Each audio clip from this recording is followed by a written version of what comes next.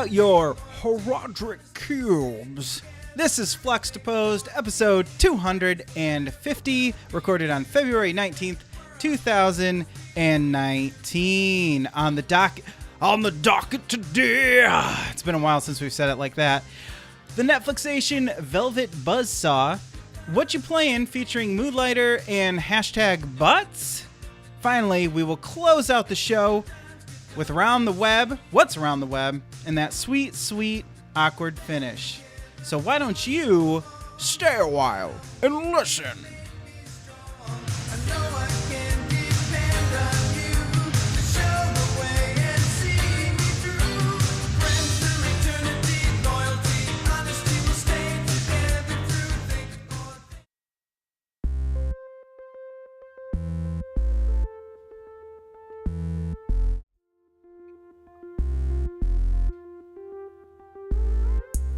Welcome, everybody. Welcome back. Don't cancel your Patreon just yet. We are releasing episodes still. I know it's amazing, but here we are. You can join this awesome conversation that we have over on Discord at fluxtaposed.com/discord. As you can see, I said it correctly without hesitation because I wrote it down correctly and I knew. You can also support the show over on Patreon. Go to patreon.com/fluxtaposed. Throw us some of those dollar bills, y'all. And we say thank you very much. Also, we're a humble partner. We talked about it. You know it. I know it. Featuring, I looked at it and I said, hey, what's going on there?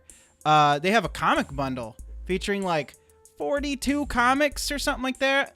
It's called Start Here. It has like Lumberjanes in it. We talked about that on the show. It's got Judge Dredd in it, Saga, I think, many more.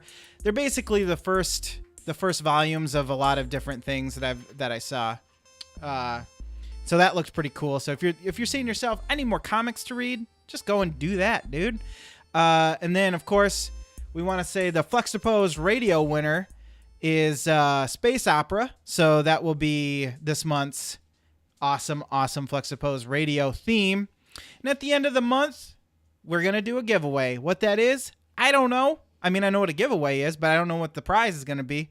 But we'll get to that when we get to it. Instead, I want to tell you folks, I'm not alone today. We are not alone because I pulled over someone who I think is awesome.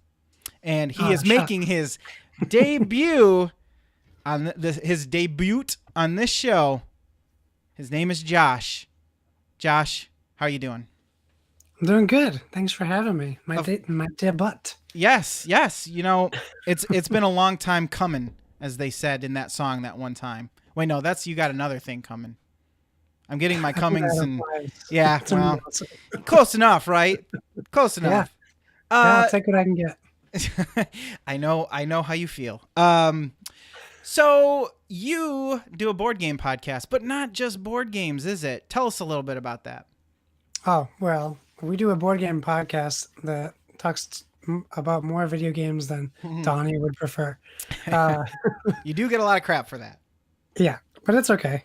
So Kyle and myself, we do board with video games. And yeah, I mean, when I joined PSVG, I discovered that, Kyle and I really were two like board game kindred spirits. Like there wasn't a lot of board game talk at the time, so we kind of found each other in a mutual enjoyment for board games, and interjecting board games into like guest appearances on PSVG kind of got people going like, well, this is about video games, okay.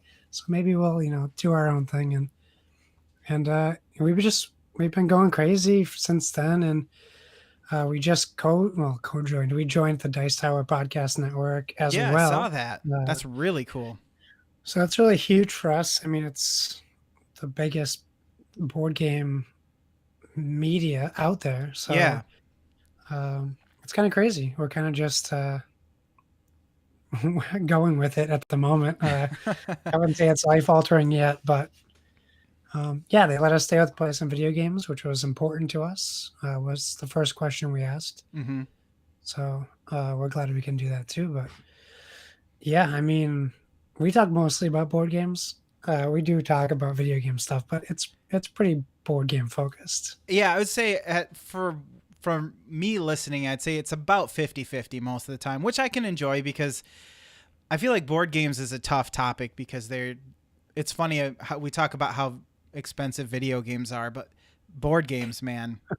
Ooh, and it's tough to like go back and play, not go back and play, but it's tough to like talk about a board game for 3 weeks, but I feel like it's way easier to talk about a video game when it's like 60 hours worth of content. You know what I mean? Yeah. Yeah, So, because when you play a video game, something new is happening. yeah. Usually every 10 to 20 minutes in a game. On the Hmm. board game, you do the same thing every time you play the board game, Right. essentially. Yeah, exactly. And even if it's like scenario based, you don't want to give too much away because then otherwise it's funny that board games are kind of different in that way to me anyways, because I wouldn't want to know what to expect out of something like Gloomhaven knowing nothing about Right. it. I wouldn't want to really delve too much or hear too much about somebody playing it because for the price of that game, I want to be, surprised by what's happening. So Yeah. it's definitely, I think it's a tough thing to tackle, but you guys have carved out a nice little niche out of PSVG for you there because there definitely was a lack of board game talk and it's gaining traction. I think it's definitely more popular than it ever has been. Yeah, I think so. And I mean, I see that us a lot more people in PSVG have started playing board games, and I'm not going to take full credit for it, but I think that Kyle and I kind of engaging in it more, at least like for Kevin Austin and even Donnie, Yeah. have like inspired them to at least give it a shot. It might not be for everybody, which is fine. But it's nice to see something that we love that we're able to introduce to other people Yeah. in in an in an environment where we're all there because of a common love.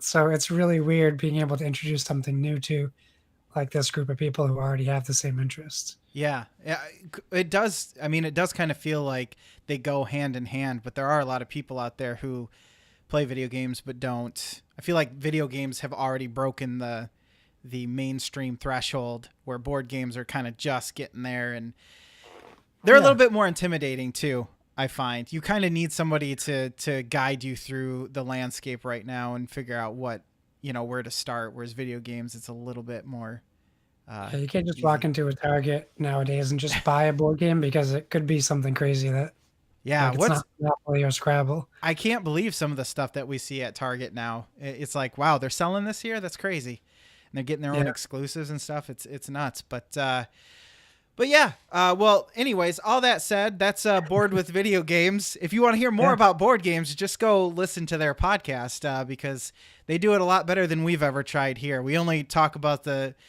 few odd board games that we've ever played here, and then we do a terrible job describing it, and then we say, "Oh man, we're never going to get together and play that again." And I that's disagree. I that. think I think your like last what 2 or 3 episodes you've talked about board games on. I think you do a pretty good Yeah, job of explaining how they work. that's good. That's good. Maybe I've gotten better at it by now because I've gotten the bug at least and have tried to buy at least a couple new games a year. That's sort of where I'm at right now. It doesn't sound like a lot, but like I said, when those games are hitting at $60, and it's not like a video game is a very solitary experience, where board games you have to try and get people to play with you, and we all know how that Right. goes. Nobody ever wants to do anything together. It Yeah. seems like anyways. Um, and there's not enough time in the day, the whole thing. So that all said, why don't you tell me about what's going on in your real life? Okay. Well, Kyle and I, we don't really do IRL stories. And I asked my wife before we started, I was like, what's going on in our life? She's like, nothing. I do the I'm like, same "Oh, thing. I'm like, did we have like a weird grocery trip, or did I try to fix something around the house that I forgot? yeah. You Yeah.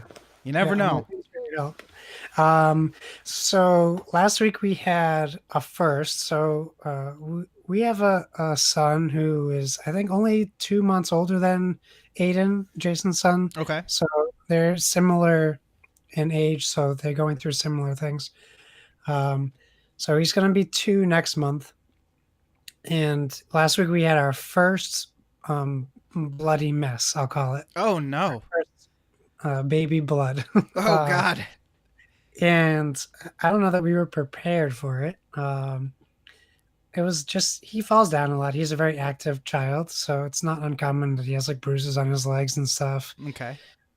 So we see that stuff all the time. And last week he was running around the house with this little basketball, and he came out of the bedroom and he tripped on the floor and he fell on the floor, which is very normal.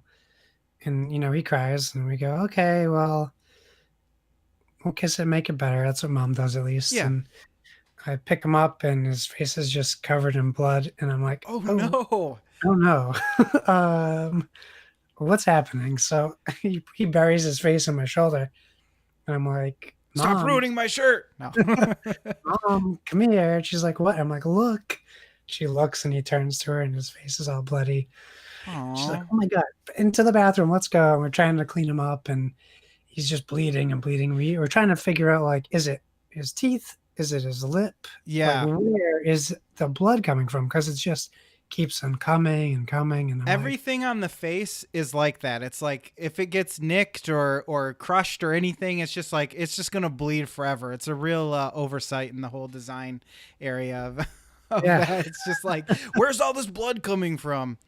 yeah, Was he crying the whole time? Was yeah. he like screaming or what? Because some kids are just like, I don't know where all this blood's coming from, and it's kind of creepy. But so he was very I don't aware of know what was that going on. he knew about the blood. I don't know that that registered with him. He Okay. just, he was crying, and then he was annoyed with us. So Oh he was yeah. he was screaming, but only because I was holding him on my lap, and we were trying to hold his hands down and open his mouth, and like and that's why he's screaming. Yeah, So he's like, it hurts, get away from me, and you're like, no, I just gotta investigate. I need to know where I'm to like apply yelling the at him, suture or whatever, the like screaming tourniquet. at him, stop it, stop it. So we finally got him like settled, and we found out he cut the like on your fingers how you have the webbing thing. Yeah.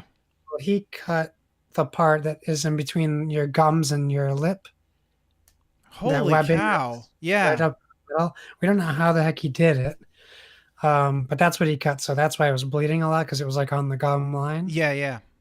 So we just shoved a cold, wet face cloth in his mouth, and he just kind of sucked on it for a little bit That until he helped. stopped bleeding. And, you know, in the grand scheme of things, it was nothing. But for about 2 to 5 minutes, it was like, what Yeah. the hell is happening? Is he going to be okay? I was picturing like his teeth get pushed up into his gums or like something terrible, like he like landed on his teeth and they Yeah. Oh gosh. like American History X, like he curb stomped himself on the living room floor. Oh. Oh gosh. I thought you were So gonna it was, tell me when he was all bloody and everything. I thought you were gonna tell me that you had some kind of baby fighting ring going on, because first blood baby edition. That's kind you of know where what I did mine do? went. As I was holding him and my wife was getting the face cloth, I did take a picture of him on my phone. She's like, Oh, "What are you doing?" And I was like, "We have to chronicle this. it's This true. is an important moment." Yeah, and at the very least, once you realize that it's not that big of an emergency, you'll be able to say, "This is what you looked like when you were this age, and you bled all over the place, and Daddy almost had a heart attack." Well, you probably Dad almost had a heart attack because Yeah. you know, kid's probably 20, and you're like, "Daddy." He's like, "I don't call you Daddy anymore." Callow's in the chat. He says duct tape would have helped. I hear that works really well when you put it on, but taking it Around off is the real, yeah, over the face and the mouth area. Yeah, that's the question. Do you mean as a bandage or do you mean as a way to stop the kid screaming? Because They both would work. they both would work. Yes, I don't know. You might not. CPS might have something to say about that. Child Protective Services, but everything's okay now, right? Everything's good. He's running around like crazy. We just, I mean, you have a kid, it's like ups and downs and like Yeah. everything. He was just like I don't want. He was deathly ill just like a week and a half ago, and Yep. now he's Yep. finally better. And I don't know. Like we he goes to daycare 2 days a week, Okay. and when he's sick, he can't go to daycare, but you still have to pay for daycare, So it's not by and the day. it's by the day. But since he only goes 2 days, if he doesn't go and there's set days, so Okay. he goes Wednesday and Friday. So if he's sick, we pay if he doesn't go. That's outrageous. And now imagine so ever since he started daycare, he's been sick. So if you're a parent, right, and you're paying $75 a day for daycare Mm-hmm. and your kid's sick, you're gonna send them to daycare. Yeah, you're gonna want to if they tell you. I mean, I understand that you shouldn't because you don't want to spread germs or whatever. But to Yeah. make you pay if they're not there, I don't understand the point of that. They also charge you on if it falls on a holiday. If they're closed for Christmas or Christmas Eve, you still pay for that day. If they're closed on, like they were closed yesterday for President's Day, so anyone who took their kid on Mondays still pays that Monday. Even though they're not, even though they're closed.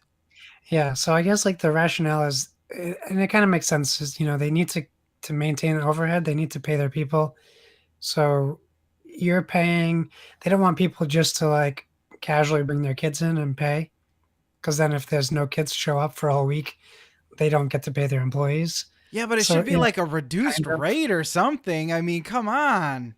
there should be some leniency, I think. Yeah, like I do understand you don't want you don't want it to be an a la carte service where you're just like these random kids are just coming and going and you never see them again or whatever. I can understand that, but yeah, that's rough, and it would create a situation where you feel compelled to. Well, you don't feel that bad. You just have a little cough or whatever, and so just go to daycare. We're paying for this. You have to go.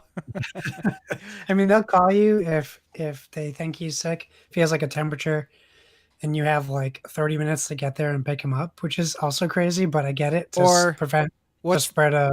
what's the or else? You have 30 minutes or It's like $10 a minute after the afterwards. 30 minutes. Also, if you pick them up late, it's like $10 a minute if they have to stay past Are you closing. serious with me right now? I'm not kidding. I have to It's look crazy. into this around here because that is nuts. Yeah, I it's already don't crazy. really like I am hashtag blessed that we don't have to do the daycare thing, but that just makes me want because I get up in arms about all sorts of stuff like that, like insurance and the way things work because I don't understand them half the time. But this I feel like is just a racket. Wow, that's bad. I mean, they're super nice, but their rules are very strict, Yeah, which is, I mean, for us, it's just something we have to deal with because you have no daycare, choice. yeah, we just have to do it. Like It when my folks watch my son 3 days a week, mm-hmm. 2 days a week. No, 3 days, sorry. And then, but they also watch my nephew who's just turning one. So they have a 2-year-old and a 1-year-old, and it's just sometimes just my mom. So like they were like, you have to put him in daycare for at least 2 days. Oh man. Yeah, we don't have that benefit like when I was a kid and my mom didn't work because like you just can't afford it nowadays. Yeah. Oh, tell me about it. I'm Mr. Mom right now, and it's just like if we stray from the budget, it's like game over. Game over, man. Game over.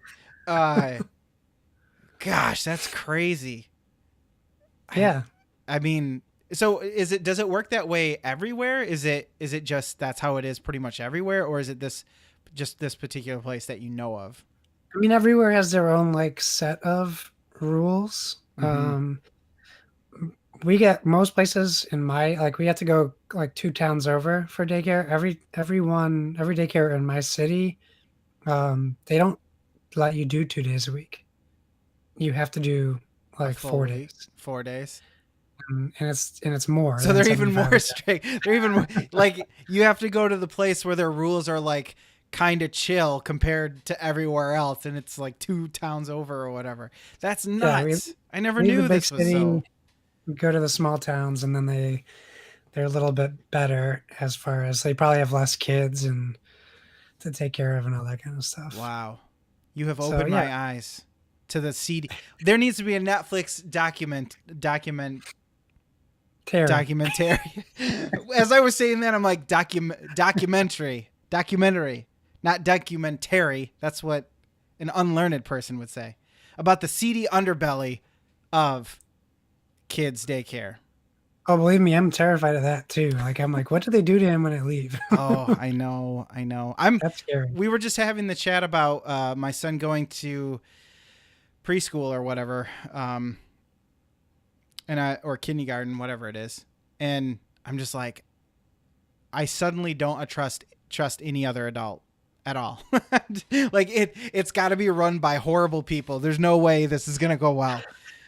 Because Yeah. that's all you hear about it are terrible stories where everything goes wrong and like, oh, this person dropped this kid on their head and they didn't tell the parents and now, horrible things are happening. It's just like, oh, that's terrible. Yeah. It's Wow. scary. The Wow. mind wanders. Yes, it does. And I'm sure it'll be fine. I don't remember I don't remember going to junior primary or whatever, kindergarten. Maybe there's a reason for that. You fell on your head a couple times. Well, I do have these bumps that have been here for. I'll have to get them checked out after the show. So is that everything? Your horrible daycare, man. If somebody doesn't comment more about that, I'll be very surprised. But it is the way it is. Sure. Well, let's turn this into full baby podcast and Yes. or kid cast. And I have a scary thing going on right now, it happened yesterday, the first time this has ever happened. So here's the backstory. For the last 3 days now, my son, who wears pull-ups or diapers, we were buying the diapers because he kept leaking through the pull-ups, but then I had to buy pull-ups because they didn't have the diapers we like. Target didn't have Loves, which was incredible. I don't know how, but so I was like, all right, I'll get the pull-ups, whatever. He's not been leaking through anyway, so it shouldn't be too bad. And so the last 3 nights, he's gone to bed and to nap time and woke up dry, as in he did not poop or pee in his diaper. Now he's 3, almost 3.5 now, and it's a weird feeling because part of me is like, okay, what's going on? Why isn't he pooping or peeing? This is weird. He should be going to the bathroom. But then at the same time, I'm like, wait, eventually we do want him not to poop or pee while he's sleeping. Like, that's the end goal. So really, I should be cheering him on and saying, oh, what a good job. But it's such a weird feeling because you feel like something's wrong all of a sudden. And so my wife says, well, they do say once they go 3 days without, dry like that, then it's time to get rid of the diaper. And I got really scared. I'm like, oh no, because I'm the one who's got to clean up that mess if something happens, right? I'm like, oh dear God, what's going to happen? So last night, or I guess yesterday in general, was the first day. So I told him, I said, all right, and this leads into the other thing that I'm going to talk about, which is toilet training, because he does go to the bathroom. He does go pee on the toilet, in the toilet, not on the toilet. That would be horrible. And so this leads into number 2, obviously. And I told him, I said, you're not going to have a diaper on anymore. You can't just go to the bathroom whenever you feel like it. And he's been having issues going number 2 anyway. He's scared. Something happened. He's gone on the toilet before, but we really have to force him to do it. And or at least to sit there until he does it. And so I knew this was going to be the second part of this horrible tragedy, or at least what I was expecting. However, much to my chagrin, he did really well. We have not had any accidents now. We've gone through 2 naps and night times each, completely dry, passed with flying colors. Nice. And I am happy to say that after a day and a half of wondering how this kid has not gone to the crapper yet and took a dump, he finally did it today. It was like I felt like the poop whisperer. I'm like, you can do it, dude. And he's like, I can't do it. I don't want to. I'm like, no, you can. It's going to be awful. But I know after this, it'll be okay because, you know, if they hold it, it just gets worse and worse. It just compounds on the problem. And eventually they just learn that, oh, it hurts when I go to the bathroom. And it's like, no, dude, you don't even know. It feels so good. Plus, when you get a smartphone, you're going to spend like 10 minutes in here at least at a time. So it was a scary time, but hopefully, you know, things go well. I'm just kind of waiting for the other foot to fall. You know what I mean? Like, Yeah. one will go well for 4 days, and then all of a sudden, just complete blowout. It'll look like a massacre under there. And, ugh. That's terrifying. I can't even imagine having to approach that. It's coming And for when you. you said 3 days, when you said that, like 3 days and then diapers off, I panicked myself. Because And you I'm know, just, it doesn't feel right. You're like, I don't think he's ready.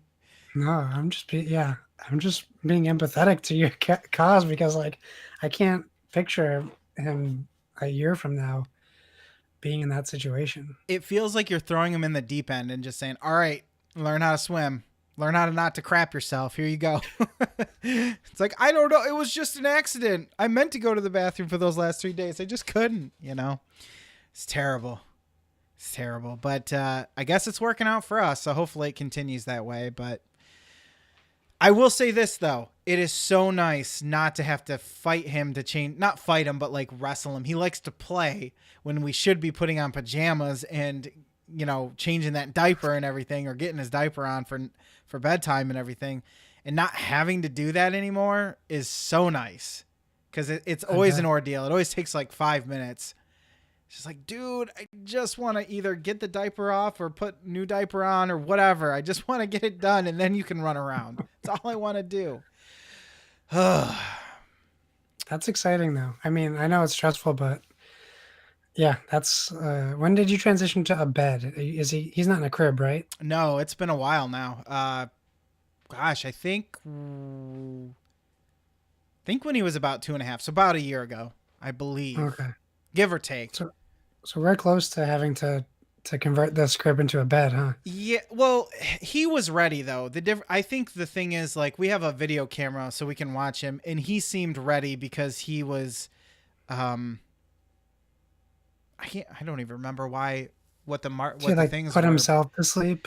Yeah, because he was always asking about our bed, and he seemed really interested in having his own bed. He was interested in the other kids' beds, and he would take naps on the bed at places where, when he, you know, still took a nap reliably, he would take naps in the beds that were around, that were available. So it's not like he didn't know what a bed was or anything. It's just we knew that it was going to be tough for him to not fall out, and he did fall out a couple times. But yeah, it just felt right. That one was more like a, you know, you could kind of feel it coming. You knew he was kind of ready. And so I think it's a little different for every kid. But I think by 3, usually they've been switched over to at least a bed with, see, we didn't go to a bed with rails, which I kind of wish we had, but we didn't have a convertible crib. With the top down and, you know, the music on, wind in your hair. So we another hand-me-down. They had a twin bed frame that was kind of cheap or whatever, and we just do that together just to try it. And unfortunately, no, it's not a race car bed. But it is. Oh, no. Actually, we had the hand-me-down, and we ended up buying a set. We had bought a set with a bed and a matching dresser and all this other stuff. So we didn't even use the hand-me-down. And yeah, it went fairly well. You know, like I said, he fell out of bed a couple times, but we also put a rug down so it's not straight onto the wood floor. And he also tends to roll out of bed with all of his pillows and blankets and everything. So he's slightly cushioned at the very least. So that's good. That transition wasn't too terrible. But again, you know, there weren't many warning signs. It was just like, all right, we're going to try this now. And then away we went, I guess. I hear you.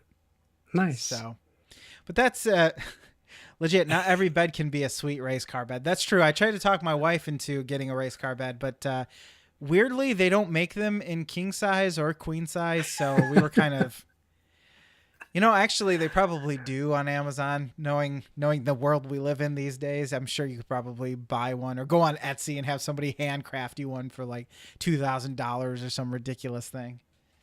We're not so different, you and I. I have Star Wars sheets on my bed, and You do? I convinced my wife that it was classy. Wow, good for you. Think Geek. Yeah, my wife. Well, I mean, Think Geek is kind of a site for adults who are geeky, so it's not like you got them at Toys R Us or anything. Not that you could. She hates it, days. but are they comfortable? They're sheets. They're not like no. I was gonna say, what's the thread count? I need to know. 10,000, 20,000. They're like if you buy sheets at Walmart, these are the sheets you get. Yes, that's what we do because sheets are horrible. I mean, it's basically the worst clothes, right? It's like cotton that couldn't be used for clothing, so they were like, just use it for sheets. So it's not even like good cotton, and then they put them on these sheets, and then instead of because I don't know about you, but when I buy shirts, they're usually on clearance at Target or something. Yeah. And they're like $4.50. So my value for clothing is really low. But then you go and get sheets on sale, and especially for king size sheets, it's like $50. And you're just it's too much. It's just all they had to do was cut it. They cut the sheet, put some elastic. $20. 20, yes, exactly. $20 for a bed set. That's all. Exactly. How much are the towels? We'll buy 5 of those, lay them down. It'll be great. Yeah. I can't have too soft sheets either. I don't know what it is. Like the microfiber ones, too soft. I like the jersey ones. Have you had the jersey sheets? I have not had them, but I felt them. I felt them up at the store, and I wasn't nice. Turned off. They're nice. I worried they got too stretchy though. Like when you move around, do they stick to you and stretch? No. Interesting. Might have to look into that. Shop those sales. Flannel. Yeah, exactly. Now flannel is where it's at. In the cold winter. North. Yes, in the cold north. Yeah. But anyways, enough about this sheet. Let's move on to well, first, before we move on to this and get into the nitty-gritty, we have to talk about something, Josh, because you have a little bit of a history with the show. Well, I wanted to clarify this before we started. Okay. We had a conversation about this before we picked this. I wouldn't say that I specifically picked this. I'm blaming you 100%. We just kind of danced around. We did a couple titles. We did. There were more than just this one title for this impromptu Netflixation. I am prepared for this, though. Okay. Oh, good. You're gonna need that because there's a lot of. Oh wait, that's the pea jar. Everyone, he took wrong jar. What was that? What is that? I thought it was Grey Goose or something, but then it looked yellowy. It's wine. It's wine. Oh, okay. Whew. So I don't have beer in the house because I stopped having beer in the house once we had the kiddo. Mm-hmm. But my wife and I had some wine the other night, so there's some left over. Wine has a different connotation to, regardless of whether or not it was because of connotations. I feel like when somebody says, I'm going to drink wine, and they're a dude, they don't mean like, yeah, I'm going to drink wine, like no guy's ever done that. Whereas that's why I'm drinking out of the bottle today. Yeah. Well, I mean, why dirty a glass, right? There's only a little bit left too. So that's like half the bottle. What are you talking about? Little bit. For those audio listeners, he held up a full bottle and said that he took one swig of it. He said it was almost gone. It just looks full. That's not. It's only like half a cup. Well, my question is, because you have a history with this show.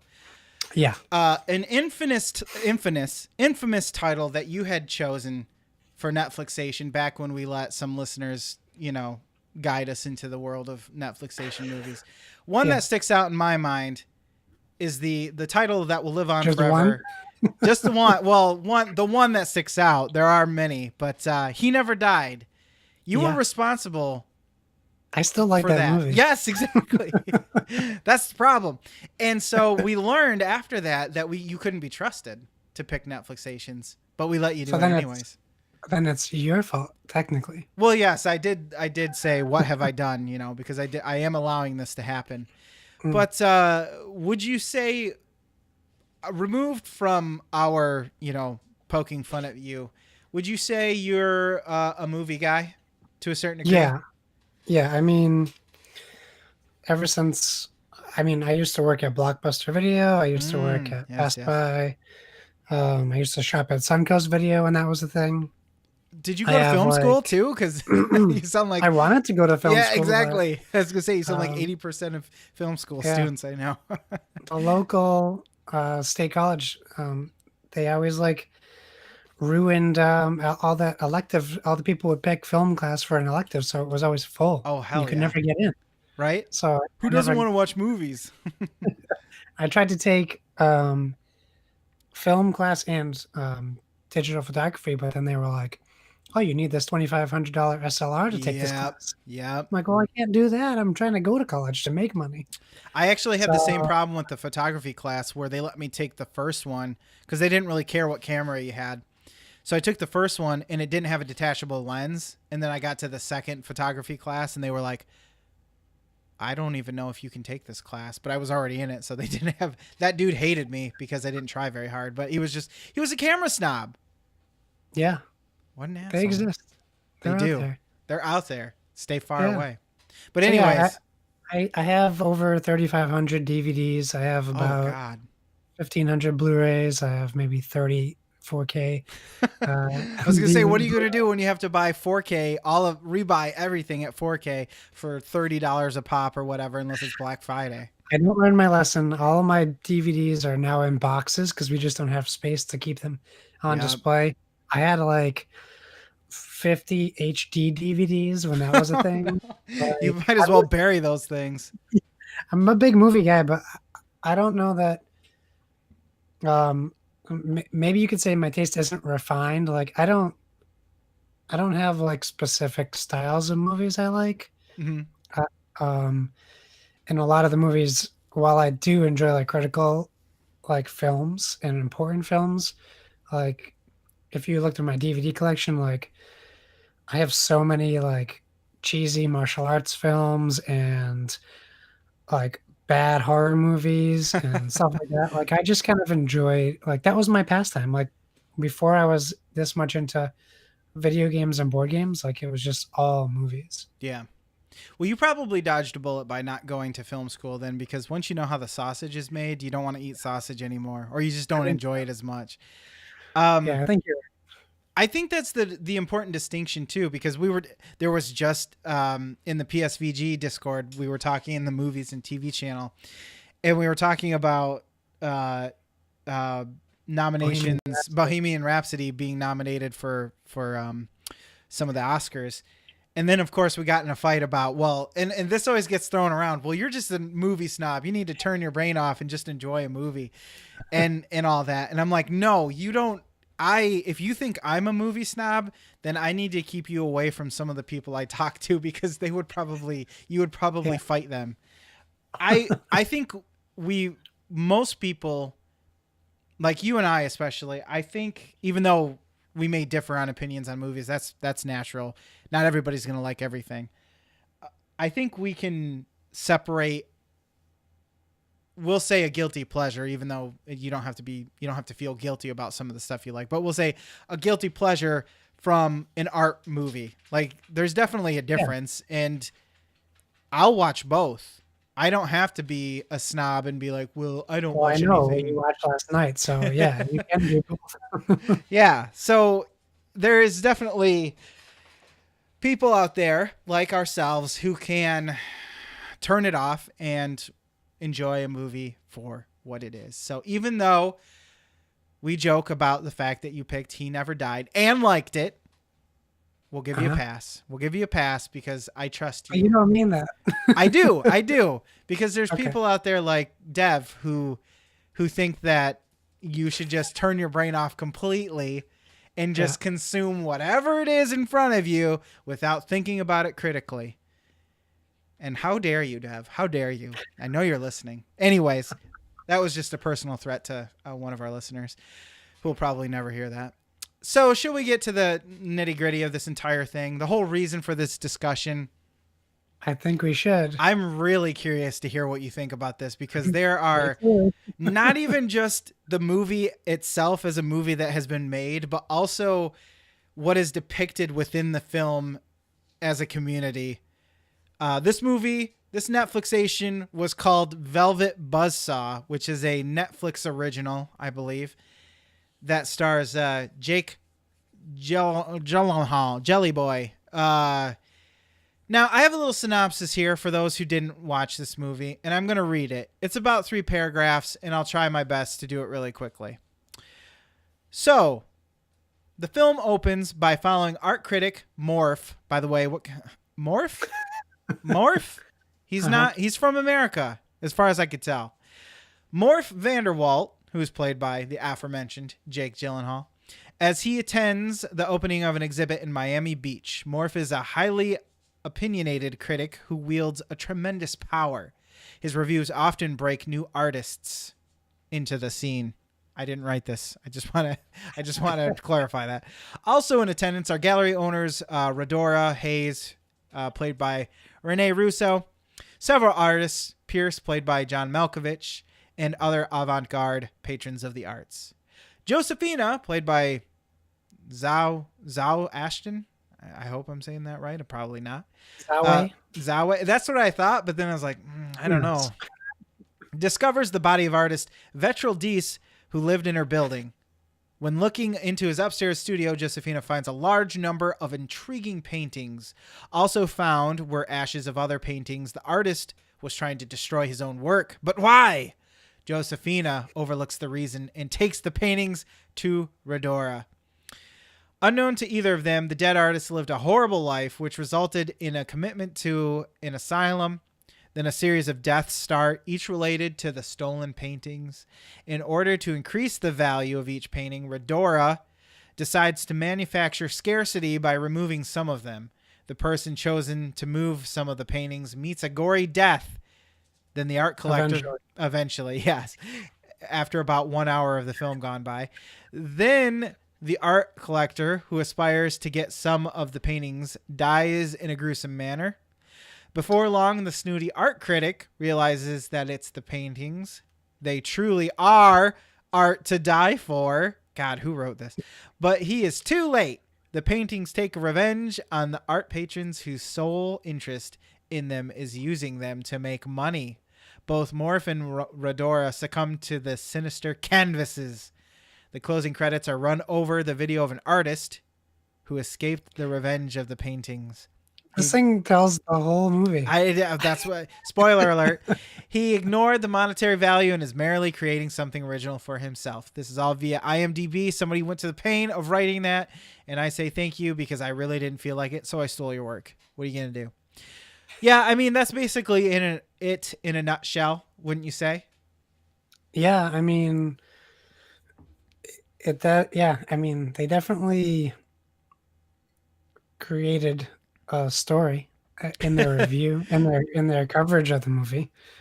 It's a little bit easier to digest when it's just boiled down to 3 paragraphs like that. Yeah, it didn't take 2 hours. So here's one thing that I thought was interesting.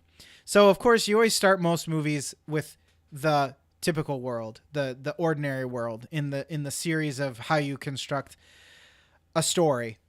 And typically what they would like to see, and I say they as in the people who are master storytellers, I guess, or who have perfected the art of storytelling, would say that you spend your first 15 minutes of a movie in the ordinary world, and then that's where your first break happens, and you start to see the magical world or whatever, the new world. This happened at almost exactly 15 minutes. I happened to pause it right then and there, and it was like 15 minutes when we see a painting or the hint of a painting coming to life. What did you think about, because before in that first 15 minutes, there is a lot of, what was it? Los Angeles. So LA artistic scene snobbery going on for about 15 minutes. Yeah. were you like, what the hell is going on? So I took a lot of notes when I was watching this. Good, good. Uh, um, they don't always make sense because I don't necessarily have the context Hmm. for, like, my first note was art is subjective. I'm like, why did I say that? I don't know, but Well, art is, I mean, it is it is subjective. That's subjective. true. But I feel if I wrote it as a question, Question. which I think implies to me that they were not conveying that I sentiment. Right. Well, because you see this reviewer he seems very um I don't know, it almost feels like he has a rubric, like points to Yeah, hit, and he's just like boom boom boom. And the idea that somebody would come in and talk about your art and then that makes or breaks your career, just this one person. yeah, It is subjective, and just because one person says this or that, they acted like his word was law to a certain degree. yeah. So I, maybe I that's think where you're getting at. I think they did that right. Like it really made me not like I didn't understand what was going on, but I think that's purposeful. Like they just kind of wanted to throw us into the art scene, so to speak. And like I felt like the there's a lot of like exposition at the beginning of the movie. Like they're just kind of expecting you to pick up on everything, Yeah, and they it throw you in was, the middle of it. and which is good, I guess, because it puts you into the movie. Like you're in this art studio, you're experiencing. They're not pulling any punches. They're just kind of going, "This is what would happen." Right. You're looking through a window at it. But I don't know that people want that. People want to understand Well, like it what is. they watch. Yeah, you want to ask questions. You want people to ask questions. You want people to go, "What's going on?" so that they're drawn to answer the question. The problem is here that I didn't feel like we were getting enough answers. I felt like I was actually there, not understanding how to appreciate art. Because I do understand there's definitely, some people would see this and go, oh, hoity toity, artsy fartsy people who look at a painting and they stare at it for 30 minutes and wonder, how does it make you feel or whatever. Yeah, But there are people, just like in any other artistic profession, who understand what they're looking at and they know how to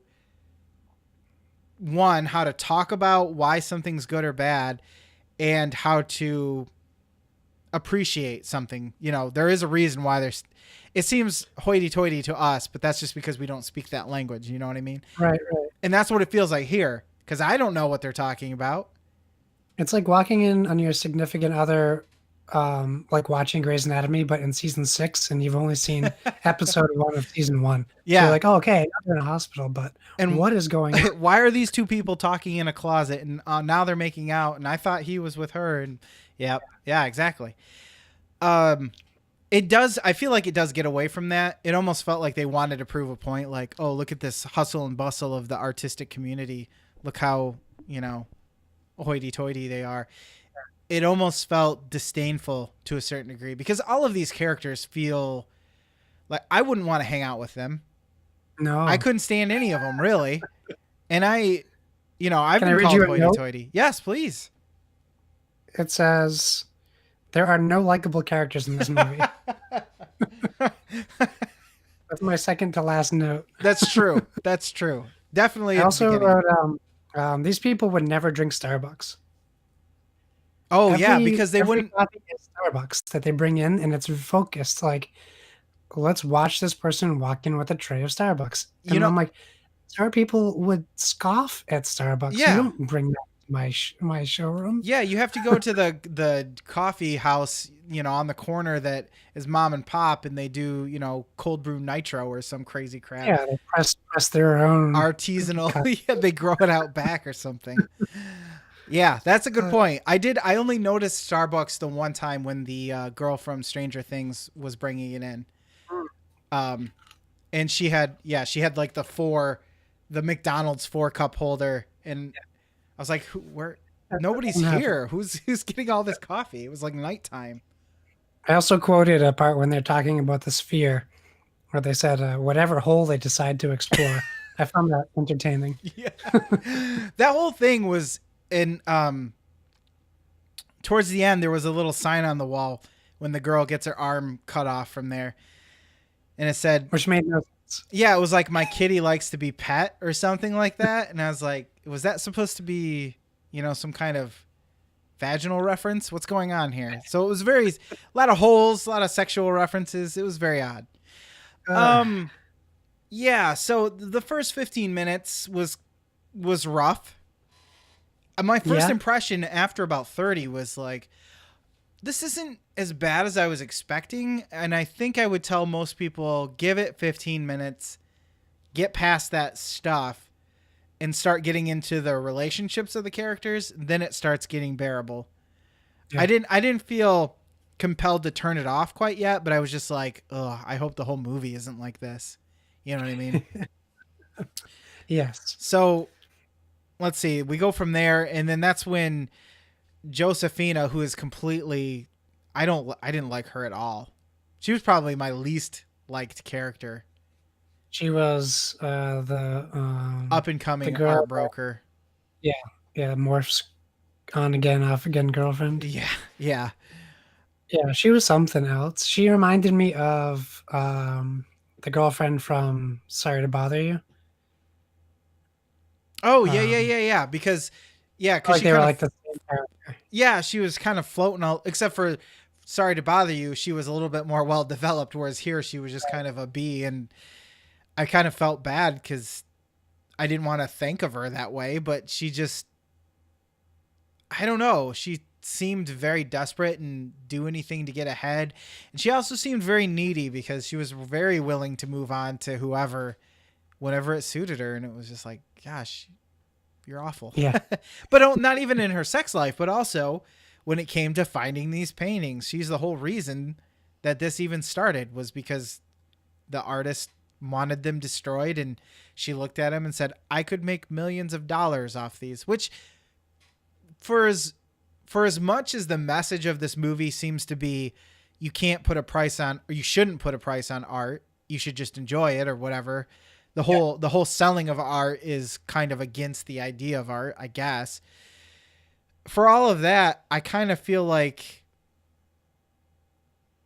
it goes against that message a little bit. Damn it, where was I going with this? well, I wrote a question for you. Okay. Maybe this will tie to it. So I wrote, no matter the industry, if someone died that was tied to your business, and you knew you might be able to profit from some innocent snooping, would you? Would I? Like they discovered his stuff by Yeah. like his personal belongings.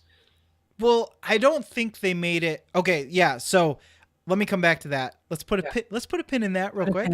And so my point was, it seems like I know art is personal, or it should be personal, but it also seems like a waste if nobody gets to enjoy that art, whether or not it's for fun, for money. That's kind of the point of the movie, I guess. But If you're doing the art for other people. yes, that's true. If you're doing it for yourself, I guess it's up to you whether or not it actually gets, Right. Maybe you never want anyone to see your art. well, especially if it kills people.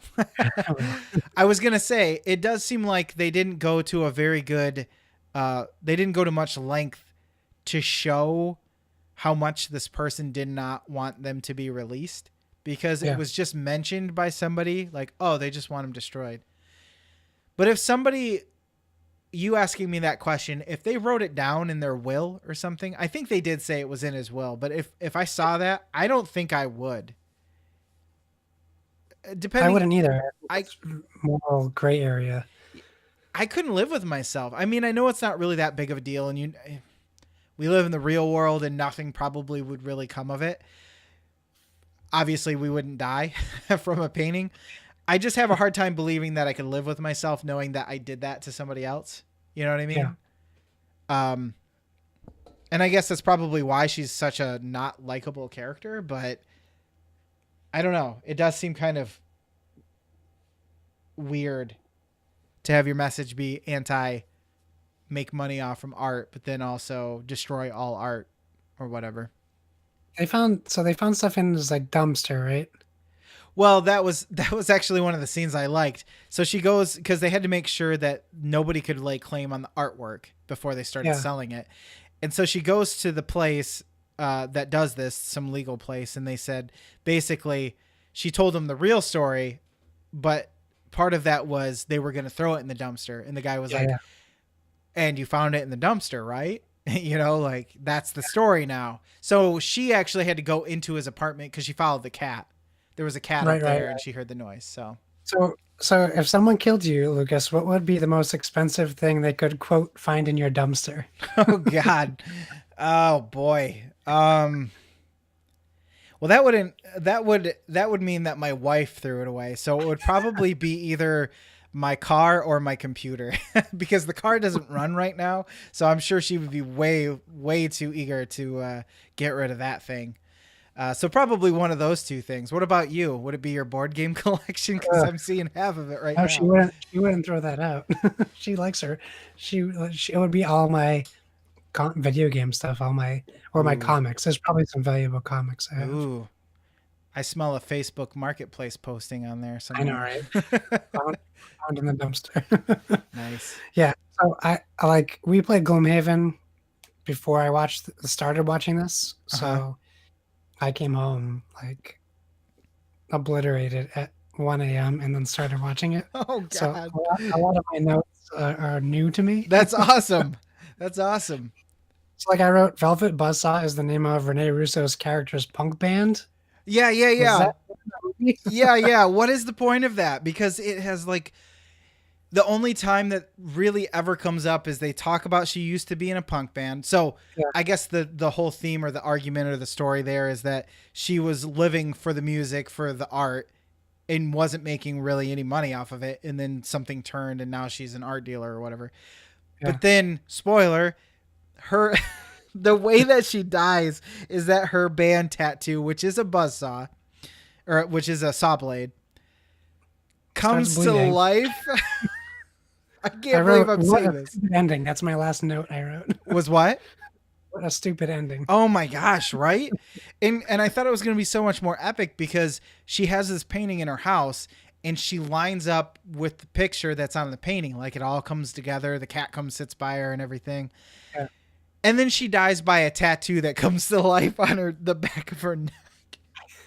What It am was I? insane. It was like a spit in the face.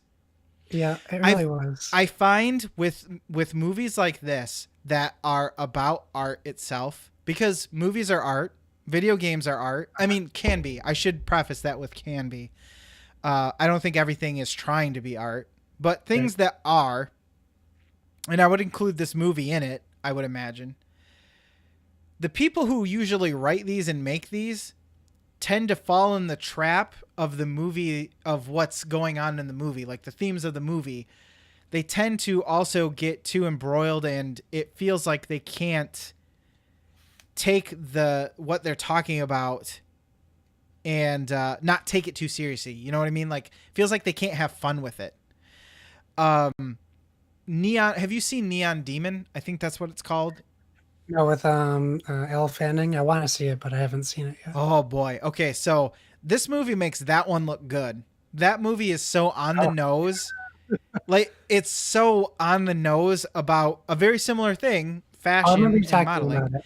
Yeah, it's just like it pains me, but you should watch it because those are good lessons. Because again, it's about an art form where they talk about the morality of it all and getting ahead of somebody else for your personal gain when it should be about the art.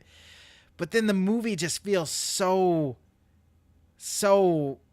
just I can't even describe it. It's just so on the nose and so just not good.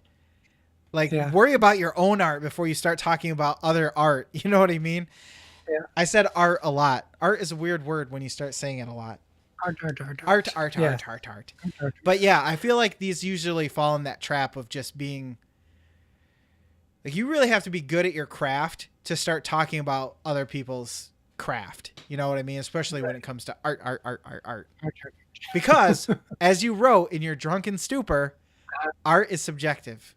You ready for the next drunken super line? Yes, yes. Give Okay. it to me. Uh, well, first I wrote Rene Russo has not aged well. Oh my gosh. Was she the girl? Okay. Did you Mean watch? match. Did you? That is. Whatever you drank makes you mean. Was she? Did you see Nightcrawler? I didn't. I Okay. want to see. I need to know if she's the same lady from Nightcrawler because, uh, if it is her, that was 4 years ago, and she did a lot of aging in that I amount of time. think the last thing I remember seeing her in was Thomas Crown Affair, which was also an art movie. Art, art, art, Art, art. art, art, art, art. So this is what I wrote. Showing an intimate scene, then immediately showing a hairless cat only made me think of Seth from Play Some Video Games. And I did obviously, too. this movie didn't know how much that would have killed the mood. I almost took a screenshot of it and said, Seth, I didn't know you were in this movie. That's hilarious. That's the only time. I mean, it's either Seth on PSVG Discord or Dr. Evil from Austin Powers. Yes. Those are the only times I've ever seen a hairless cat. And now I can add this to the list. So it's That 3 cat times. was in it so much. And then the handyman wearing ear pods immediately makes me suspicious of him since he shouldn't be able to reasonably afford them. Who did he kill to get that money? Well, no, you'll remember he said that he did art once too. He's really Yeah, good he at did. the arting. I So did art once. you know what? I'll tell you one thing. Art doesn't pay. Much like crime. You have to do a lot of arting before anybody pays you money for your art. So yeah, I don't know how. Maybe he did one of those deals where you get the iPhone. What is it? The X that comes paired with those. Yeah. It's yeah, got to. yeah. I was gonna say it's got to be because the X is like $3,000 or something like that. Half of that price is for those ridiculous headphones. Boy, they look Yep. down. I don't think I've ever actually seen anybody wear those, but to have the little dangles, the little danglies out of your ears, Yeah, they hang down like earrings. yeah, not a good look. Maybe if they No, they weren't, look terrible. maybe if they weren't white, I don't know. Yeah. I mean, Yes, that is suspect. Who has he killed? How did he get those? I need a movie Exactly. about him. tell me about this guy. So I wrote 57 minutes in, this movie gets interesting, but I should have put interesting in quotes. But I literally paused it the second something more than dialogue happened, and it Yes. was at 57-minute mark. Oh boy. Well, I was gonna say I was getting the feeling of another movie where people just go from room to room and talk, like Yeah. movies that. Not everything has to be an action movie, but it does often feel like a lot of these end up just being people going from room to room to room or place to place. And now we're going to have a conversation here. Now I have to go over here and talk to this person. Now we're going to converse about the things that happened in this other conversation. Whew, that gets old fast. It was about that time that I was pausing it just to see how much time was left. You know what I mean? Like doing the, I don't know, 1 I hour. paused it. I wrote, pausing the movie 30 minutes in. Wow, so boring. My question, what I want to ask you was, because sometimes when I watch movies, I seem to be like oblivious to things like a lot of people think like that they knew this thing before me. Okay. People are like, oh, in The Sixth Sense, I knew about Bruce Willis. Oh, And I'm like, oh, that genuinely surprised me. yeah, like you reverse engineer the story so that you're like, okay, this is probably going to happen because these things were Yeah. set up or whatever, or foreshadowed. Did- Okay. When they revealed that his art was like literally people, was that surprising to you, or was that something you knew going into the movie, or Was literally people? like their DNA, their tissue, their blood? Um, Like that was one of the scenes. Like there was a reveal there. She kept saying tissue. And yeah, yeah, you're they were like piecing it together for you until yeah, like because he someone was went, like, it's their blood, people's blood. yeah, he went and visited that woman who took the samples or whatever. I feel Yeah. like they glossed over that. Like they did say that, but it was mentioned and then it was just kind of like Jake Gyllenhaal was like, huh, that's Yeah. weird. But I mean, I guess they are artists, so you know, I'm sure there's been weirder things. In fact, I'm Right. almost 100% sure that there have been weirder things in paint.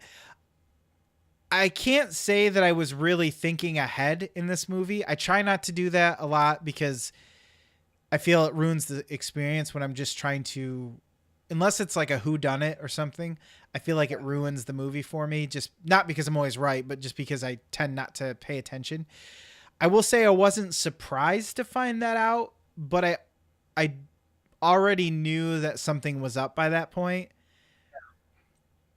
I think the problem with that whole aspect of this film is that the whole supernatural side isn't well explored. There's never any like flashbacks of this person doing any of this stuff. There's never really any consequence that happens. We don't see him killing anybody. We just hear these stories. Yeah. And that's the stuff that makes you feel like this movie is just a bunch of people talking. They never show any of this stuff, so it doesn't feel evil. You know, they talk about he grew up, the artist grew up with a bad childhood or whatever. He was beaten. His father or stepfather was mean to him. But when you just say those things, it doesn't really mean a lot in the context of a movie, because it's not like you're telling me this. If you told me that, I would be invested emotionally. But here I'm just like, yeah, whatever, whatever. So when they just say this stuff, it just kind of washes over you and you're just like, okay, what's the next scene? So I wouldn't say it blew me away. I wasn't really surprised by it, but I didn't see it coming necessarily. Like I didn't go, oh, it's probably paintings that were made with the blood of his victims or whatever. Why? So you're saying, so when you got to that part, what did you feel? I wasn't surprised, but I definitely felt like it was lacking anything interesting happening. So that was interesting to me, which made me pay. No, I don't want to say pay more attention, but it your ears perked up. reinvigorated me. Yeah. Your ears perked up a little bit and you were like, Yeah, okay, something's going to that's happen. interesting. Yeah. It wasn't shocking, or like horrific. Like it didn't like lend itself to anything like a horror trope or anything. It just was, oh, okay, that's the setup then. Yeah. Even the horror. See, I think, do you have any, well, first of all, do you have any more notes before we get to this? No. Okay. Well, I don't. You're like, most of the stuff I don't even really know what it means. Before we get into at least what we liked and didn't like and how to fix it, I will say this. It felt like this movie didn't have enough horror to really make it a horror movie, but it didn't have enough drama to really make it a drama movie either, or a suspense or thriller or anything. So it ends up not really being anything in my mind. And I feel like, and the reason why I bring this up is because you asking about the blood and everything, there's just a lot of stuff that is said and nothing happens, and it doesn't feel like a horror movie until the paintings come to life. But even that was kind of a letdown, because while it was the coolest thing that happened, it didn't really end up being all that interesting. The first one that, well, no, the second one that happens to the guy who takes the paintings, where the monkeys come to life. Yeah. I was like, oh, if the rest of them get even more over the top than this, okay, I can hold out for that. Because if the movie just gets crazy at the end, like that's the only time, like it's just this long build up, and then the last 15 minutes are just balls to the wall craziness, I can handle that. Yeah. So I was hoping for that, and it did not. It never happened. It just never came. The paintings come to life, and they just are slightly menacing and could be easily avoided if you just like left the room, I guess, you know, like the lady who just walks into the gallery that just appears behind you. You know, there's no gallery there. Why did you walk in there, you dummy? What is wrong with you? This movie fell apart in like the last half of the movie. It was awful. Was there anything that you liked about this? Could you pick out some stuff? Okay, tell me.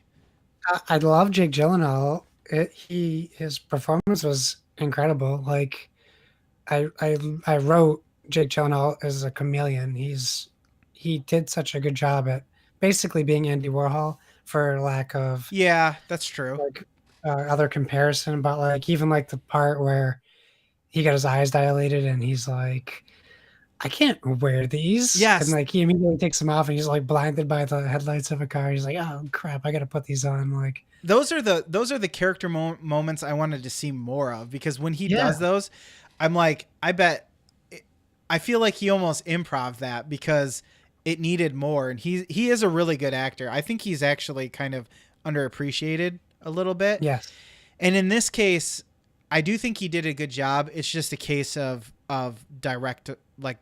directorial um job here, where I don't feel like he was given a whole lot, if that makes any sense. He yeah, did what he could, but it's not his fault that the story doesn't go anywhere. You know, you can yeah. act as good as you want, but at the end of the day, the story still has to be substantial, and that's not his fault. But I would agree. Yeah, he definitely continues to do a Yeah. solid job in He was everything great. he's And in. like his interaction with that guy in the machine shop, that was really good. Like Yeah. I particularly did not like any scene that he was with Josephina at all, like period. Yeah. It felt super forced. I was just gonna say that Forrest. Yeah. And maybe they did that on purpose because like they kind of don't like each other as people, but they had a relationship which was bizarre. Yes. So maybe, and like apparently he's also bisexual because like she's talking about him sleeping with another dude. Yeah. Yeah. And there's So that it scene was, where he was, uh, there was another guy at his yeah, place or whatever. yeah. So it was, that part was a little weird, but I think my favorite scene was after the sphere and um, Tony Collette's character dies from the blood loss, and then Yeah. Yeah. Yeah. they show the kids like stepping in the blood because they thought it was red paint, and That was one of the best scenes of the whole movie. yeah, That it needed more of that, because it's like black comedy all of a sudden. yeah, The idea of all these kids, because nobody knew it wasn't art. That's yeah, great. it was hilarious. And like, and the girl from Stranger Things, I thought she was great. Yeah, she did well. They didn't give her enough, I don't think. Like she was just kind of like Walk in a this room and secondary. scream. Yeah, or bring coffees into this room, or Yeah, be like belittled by this get yelled man. at. Yeah, Like so, yeah, I think John Malkovich was fine. They didn't give him much, yeah, but his acting wasn't bad. I didn't feel he felt more like us in real life than an artist in the movie, so I yeah. could relate to him I agree. to And it. he was kind of like for those who didn't watch, he was kind of burnt out. He'd been doing it a while, and we find out later. See, once again, the ancillary characters are the most interesting. We find out later that he's been struggling with creating anything new because he's on the whole. I don't know if he was doing commissions, but he definitely was trying to make art for the sake of selling it, and I think that was burning him out. And his disposition definitely reflected that. Yeah, I it was a little too soon to see him after Bird Box, because it's very similar. You know, he was better in Bird Box, I feel, because he had more to go with, but it was a very similar attitude. But I feel like most of the cast did a pretty solid job. That was probably the best part of the entire film. Would you agree? yeah, I think so. The oh, we had a question. Thought on Jake rumored to be the new Wolverine. I didn't know about that. Of course, rumors are Yeah, don't mean anything. But if it were true, I wouldn't hate it as much as I scoffed when what's his name was the new Batman for Ben Affleck. yeah, Ben Affleck. Which I feel bad, but he already had a he already had a chance when he was Daredevil. So, I mean, your second. It seems like your second go around usually winds up going better, a la Chris Pine. That or not Chris Pine. Good lord. Who played Captain America? Chris Evans. Chris Evans. Too many Yeah, Chris's. Pines, Evans. You knew who I was talking about. yeah. Um, He's Mysterio though, so he's already in the Marvel universe. So I don't know that they want to make him another Marvel character. Jake. Yeah, he's in the new Spider-Man. Oh yeah, yeah. I So, had heard that. Yeah, but so X Men seems to be. Wolverine could be well. X-Men's owned by Disney now. That's true. So, what's his name? The guy who, um, oversaw all of Marvel now is taking over X-Men for Oh, Disney. So good. I feel like they'll be integrated soon. X-Men needs better Some love. leadership. Yeah. Especially after Apocalypse. Oh boy. Anyways, all right. So I thought the visuals were okay in this too. There wasn't anything that just screamed out to me like, "Oh my gosh, that was horrible." Granted, they Yeah, didn't have a whole lot to do other than the paintings coming alive. it's like it was an adequate job. It's like you get a B for doing your job right. Yeah. Like it was fine. It wasn't amazing. It was just adequate. But even for like an art themed film, there wasn't necessarily anything artistically shot, I don't think, in the film. Not really. No, now that you mention that, it seems very soulless to a certain degree. I mean, it's solid. There wasn't anything bad, but nothing stands out as memorable in the editing, um, or the directing or the cinematography. Really, the music Yeah. was all right. I thought the music Music was was good. okay. It Yeah. wasn't like standout, but it also set a mood pretty well, and It's it a good kind of thing if you don't notice the music for movies sometimes. yeah. Especially for something like this where it doesn't really. It should set a mood. It shouldn't be a character. You know what I mean? Right. Uh, so if you could name one thing, if you could do one thing over for this movie and just be like, here, let me help you. Here's this. What would you Yeah. do? Only one thing. I would I would integrate the painting aspect like 30 minutes earlier into the film. I could As see far that. as the suspense, the maybe the first death, maybe like 30 minutes earlier. Yeah, And because yeah, you get that one, you get that really weak one at the beginning, or like a hint that that's what's going to happen, and then you don't see yeah, it again until the last half of the movie. yeah. I think that's probably why it doesn't feel threatening to me because you don't really see it for most of it, and by the time you do, you're kind of checked out. So I could definitely see that. For What about me, you? I think I would just. I think this needed a couple more drafts. You know what I mean? I feel like the reason why it feels so soulless is because they come up with this idea, and then I feel like there's a release date on it or something, and they don't have enough time to really.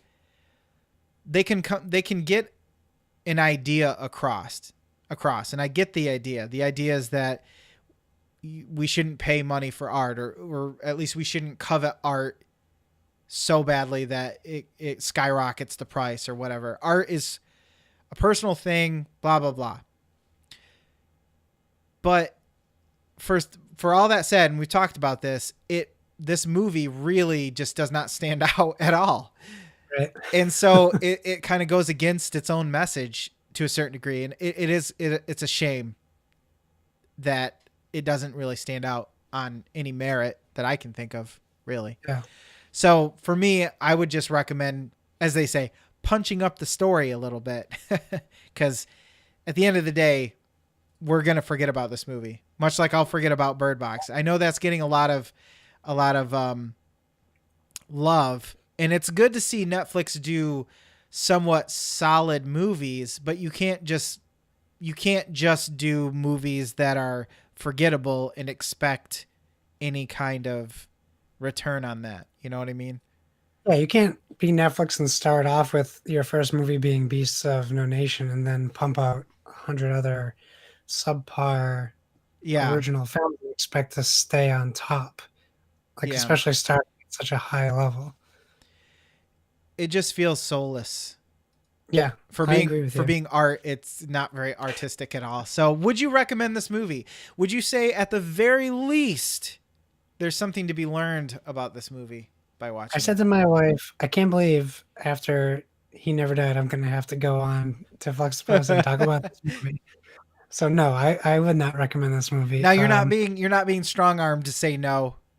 You would honestly say that you would not No, recommend Kyle this. asked me after we recorded last night about this movie and if he should watch it, and I before he could finish his sentence, I said no. Don't. It's the redeeming thing from this movie is Jake Gyllenhaal's performance, and you can go watch Zodiac, you can go watch Nightcrawler. Demolition, you can go watch any of these movies where he's totally not the Prince of Persia everyone thinks he is. Mm-hmm. Um, you go watch Donnie Darko again. That's a better art film. Yeah. Like his performance is incredible, but live through his performance via YouTube, not a 2-hour movie. Yeah. Yeah, that's true. Gosh, In 2 my hours. opinion. 2 hours. Yes, yes. Add that as a safety net so that nobody can come after you. You ruined my favorite movie. Yeah, I'm not going to recommend this one either. We talked a lot about art here. We said art a lot.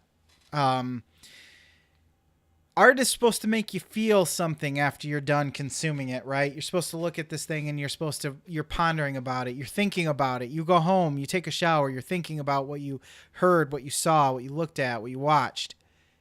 This isn't going to do any of those things. No. And while I do say that, not every movie needs to be art, at the very least, it needs to be entertaining. And this was not. Yes. This was not at all. It was boring. Entertaining. Yeah. Ugh. So that said, we give a big thumbs down to Velvet Buzzsaw. It's not the worst movie I've ever seen, but some of the worst movies, the movies that end up being the least recommendable are the ones that I don't hate or love. They just fall in a middle category somewhere where you don't really know what to say about them. And I think this kind of falls in that category. So we're going to give a big pass on Netflixation. Should we do an overclocked remix? I think we should. Give our voices and our Considering listeners. I'm on this episode and the theme I suggested from the last time is the one that won. That is true. That is true. That was your suggested theme, and it did win. Yeah. Now, I didn't tell you that when your theme wins, if you suggest one, you have to pick all the music. So that kind of sucks for you, but I'll sing it. You'll see. Are you gonna just do a beatboxing rendition of all the NES classics that are sure to be on Space operas? Maybe Earthbound. I can ruin Earthbound for Kevin. Yeah, I guess. I mean, that's the thing is for space opera, it's really just going to be anything that even remotely relates to space, because it's not just like, oh, I could do 10 Mass Effect songs. No, we're doing OC Remix, which is completely different. So Mass Effect isn't even on there probably. I'm going to spin this wheel now, and we're going to pick a random OC Remix, and we're going to hope that it's not Skies of Arcadia. What do you think about that? I think the odds are ever in your favor. Well, let's see. It's a high number, and that usually means it's been pushed out. Okay, good. Wow. I have not heard of this song before. It is number 4, released February 13th, 2019 by Miso29. The song is called Avalanche, and it comes from Snowboard Kids. Have you ever heard of this song or this game? Snowboard Kids was a phenomenal game. I don't know that there was any space operas in it. Oh, this has no. This has nothing to do with that. This is for a regular OC remix. Space opera wins for Fluxtaposed radio. Radio. What are you doing? You working? What is in that wine, sir? That's not wine. That's straight vodka. Snowboard Kids was like Mario Kart for snowboarding. It was awesome. Wow, that is a really good way. That sounds amazing, actually. Yeah, that's a great game. It was a great game. You had weapons? I don't recall. Maybe. It's been some time. You were like small, cartoony kids on snowboards racing down a mountain. When you say Mario Kart but snowboarding, I think there's got to be... There might have been power-ups. Yeah, those are the words. Yeah. let's see. This was released in 1998 on the N64, which is funny because when I saw the screenshot, I was like, wow, that looks like the N64. So I guess that makes sense. So you played this game, I take it? Sorry, I'm stretching for time. Okay, I did play Snowboard Kids. I believe there was a sequel as well. But yeah, it was one of those games like when I say Mario Kart, I'm more along the lines like it had that racing feel, but it was one of those games where everyone piles in and plays like on the on the N64 you had 4 controller Yeah. inputs, so you actually play a 4-player game together. That was back when So that was a novelty and everyone was like, why not play everything 4 players? We have the controllers. you're playing 4 players split screen on a like 28-inch tube TV. So Which means that you actually get about 4 inches of a square, which yeah, as we all that's why know. N64 graphics were fine back then. Yeah, because we didn't know any better. That's why. All right, we are ready to play this song. That song again is called Avalanche by Miso29. It's metal. Yes. Nice. Metal, electronic or electric guitar, strings, aggressive because everything's freaking aggressive. Also tagged as Winter Holiday, strangely. Snowboard Kids came out in 1998 for N64 by Atlas, of all things. So we'll play this remix and we will come back for our What You Playing and Around the Web. And you can find this remix and many more at ocremix.org.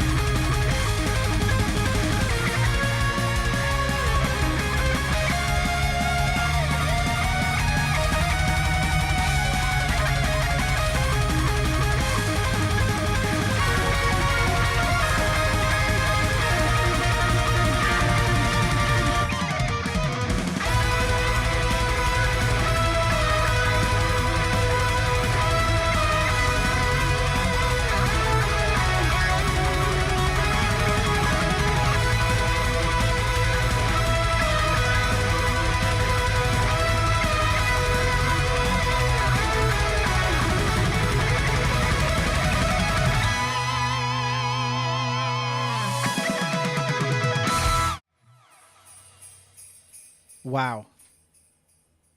I feel like Wow. my face just got melted from all that sick shredding. That was amazing. And upbeat and poppy too. Yeah, it weirdly did combine all of those things. It even said energetic and happy in the thing, but I didn't read those because there was like 10 tags and I didn't feel like it. Speaking of 10 tags, that's a terrible segue into doing what you playing.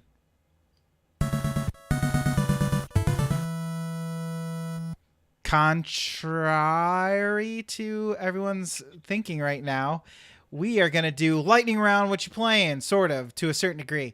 All right, I'm going to start first so I can get through my stuff because, as usual, I got a lot here. First of all, finished a comic called The World Below. The reason why I bring this up, it was pretty good. It was refreshing to see a comic that basically was sort of a modern retelling of 1950s era sci-fi. So it's about a group of 6 people, I think, who go below the earth because there is a whole new world that was discovered down there, and they are basically looking for technology. There seems to be some kind of higher technology, higher beings down there. So they're going on an exploratory mission, and each sort of chapter of the book is kind of like a 1950s serialized continuation of their journey. So like one is the stove, and it's this giant robot that heats itself up and forces creatures to like presses them to itself and forces them to like cook on itself, but it's like sentient or whatever. And so there are all these little like stories about these different creatures that they find, or these different situations they're in. It was surprisingly good. I didn't get too into it until about the third story, probably. So the first 2 are kind of weak, but the rest were pretty good if you're into that kind of thing. As for movies, I watched the Apes trilogy, which of course is Dawn, Rise, and War. War. I Yeah. believe. Now, I had only previously seen the first 2 and hadn't seen the third one. But I decided I would rewatch the second 2 because it had been so long, especially for the first one. I was surprised at how well they actually held up. The first one is a little bit rough in certain sections when it's dealing with the father with Alzheimer's, Yeah. when he's like, "Climb, Caesar, climb!" when they go to the redwood forest or whatever. It just, I don't know. It was a little bit cheesy. But even so, it still ended up being pretty good. And the rest of the movies are good too, including the third one. But I would say if I had to give them scores, I'd give the first and the third a 3.5. And I'd give the second one a 4, a solid 4. I felt it was the most compelling out of all of them. But it really helps to watch the first one, and just you get all of the history of the characters and everything, which is really cool. The second one was with Gary Oldman, right? Yes. Okay. And it dealt with that. It was the one town left, really, the one refuge that wanted power. They were running out of diesel fuel. So, it's so. My only real problem with the entire series is that it paints humans as like just the worst, except for like a few people. Everyone is basically terrible, and I get why they do that, because you kind of, it's a refreshing take to side with the apes in this situation. But at the same time, I feel like both sides have their good and bad.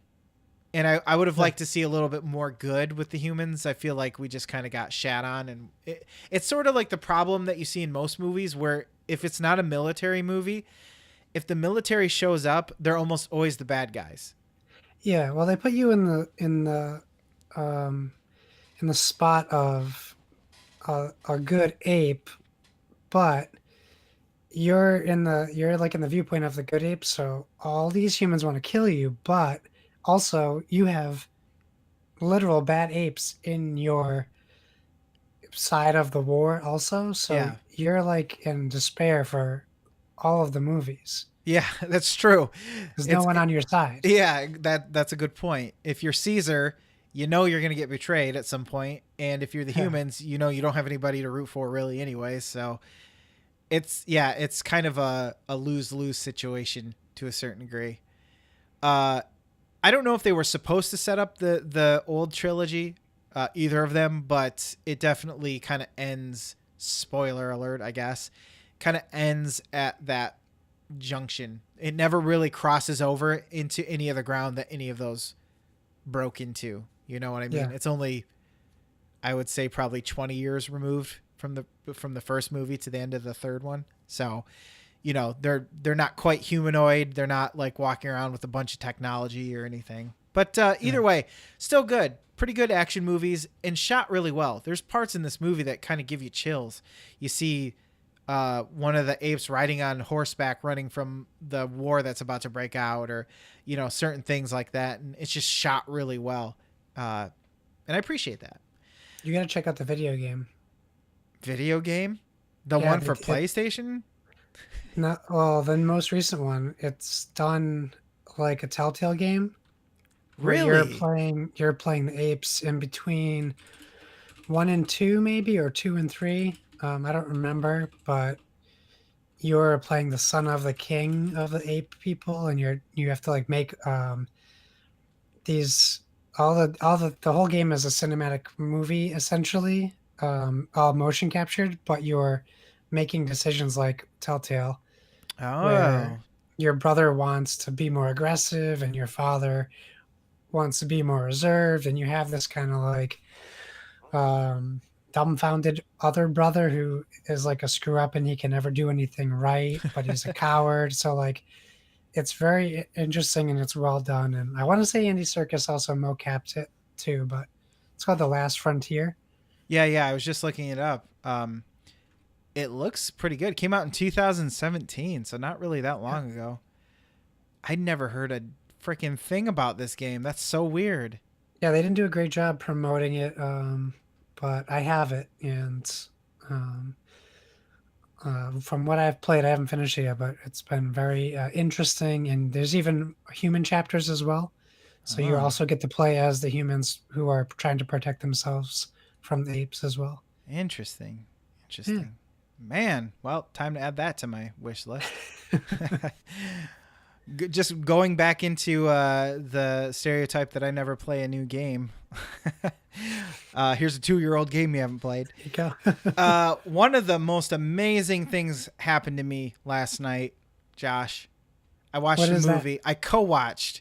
We did a Oh, yes. watch along, and you were going I to be wish I could have there. been there. You could have been if I didn't make you be on the show, and it probably would have been more worth it to watch the movie than No, it was. no, I'm happy. I'm glad to be here. Okay, good. You are required to say that, just so you I know. dressed up So. for the occasion. You did. He is wearing a. I'm glad. Is that the purple? Yeah. Okay. Yeah, because I think Jason has the same color, and I was envious because I went with the navy blue, which, in case nobody knows, pretty much all of my shirts are navy blue, which is really hard to pair with jeans because They're jeans navy blue. typically blue. Yeah, very badly thought out on my part. Miami Connection. Yes, the Riff Tracks live version. I watched with friends of the show, Callow and Mr. Tom Servo himself. Yes, the actual Tom Servo, not just somebody who stole the name and is now known by that moniker. No. I had been invited to watch this movie. I don't think it was the Riff Tracks version, but I had been invited to watch it at a watch party, and I didn't end up going. I rarely go to those things just because they always happen at like 10 o'clock, and then everyone stays around until 2 o'clock in the morning, and I'm just like, yeah, I'm just not even going to try. But I knew the reputation, and of course we played the song. It was at the beginning of the show, but we've played that song before, and so I was aware of what I was getting into. But I was not aware of just how hilarious this movie was going to be. And the Riff Tracks, obviously, that just makes it so much better. But my God, what a strange movie. What a weird, like, I don't even know what this person was thinking when they wrote this, but desperately needed friends. That is obvious throughout the whole. It's like this guy never had a friend in his life, so he decided he was going to write a movie where everybody was friends. They force-fed each other food because they were such great friends, and they did karate together, and they were in a band. It's like a 10-year-old's idea of what being a grown-up was going to be like. So highly recommended. I think it's going to become a thing now that we just do a watch along every month, or at least a Rift Tracks watch along. So it was really cool. If you're wondering how that works, we just basically press play at the same time, and then we sit in Discord and make little comments to each other, like basically like they do on Rift Tracks, but you have to read them instead of hear somebody say it to you. But it still works. It works. Still playing Resident Evil 2. I kind of hit a point where I'm sort of stuck. Now, I'm not familiar with the game up to the point that I'm at. I was familiar with like the police station to a certain degree. Spoiler alerts, I guess, to a certain degree. How familiar are you with this game? I should probably ask you before. I played it on the PlayStation. So you know the original? I have it. I have the new version, but I haven't put too much time into it. But you don't have to worry about. I don't have to worry about spoilers. Spoiling anything for me. Well, it's not going to be too heavy. I think everybody knows by now that you get chased around by a guy named Mr. X at a certain point in the story. I don't remember what it was like in the original, but my God, this guy is so effing annoying. Holy cow. I think in the original, he would just pop up out of nowhere randomly. But here they have him follow you around, and he makes this loud ass noise, and he goes, thud, thud, thud. And you can hear him wherever he is. This game is Dolby Atmos enabled, which is interesting because I don't have Atmos speakers, but it is very obvious which direction he's coming from and everything. But you can't get anything done. It's so bad. You enter a room and you have to worry that you only have one escape route, and that's the way that you came, and you're going to get cornered because this guy comes in and slugs you.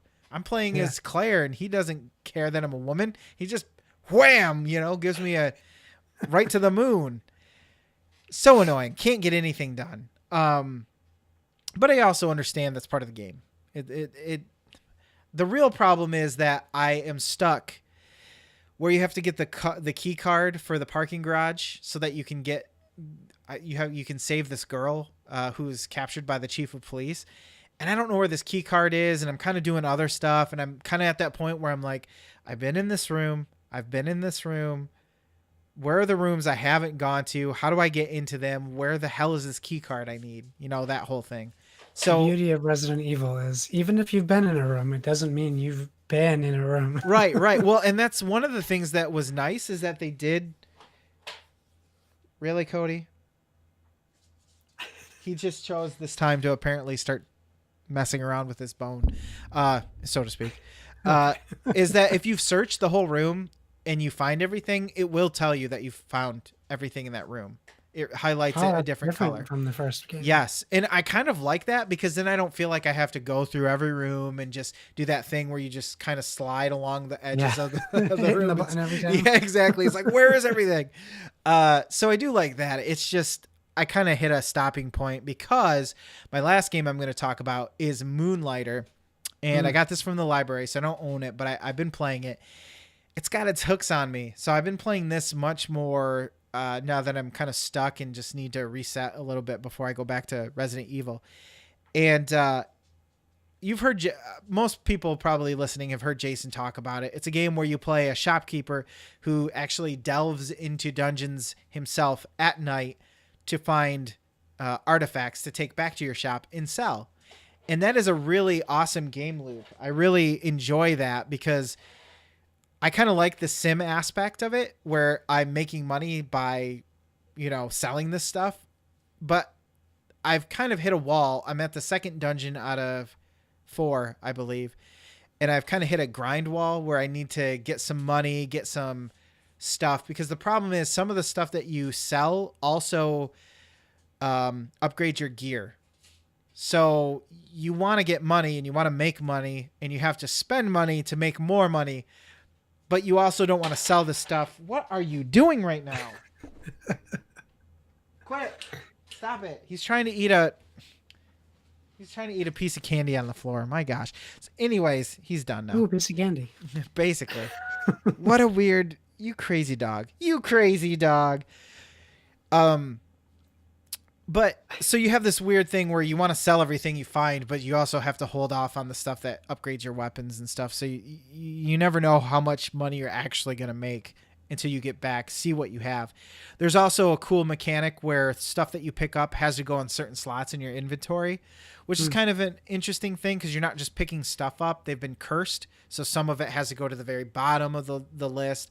Some of it, when you get back to town, will destroy another object that's next to it. Just different things like that, which kind of adds a nice little puzzle element to the whole thing. Which I think it needs because at the base of the whole game is very,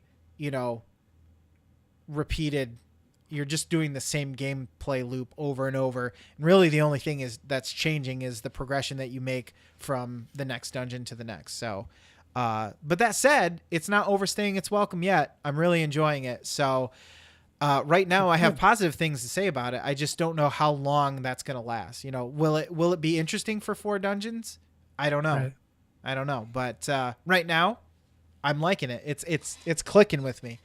I guess I would say if you don't like the whole level up thing, like if you don't have a power fantasy or a sim fantasy where you own your own shop, I don't know how much this is it's not Zelda. Let's just put it that way. Quick and dirty.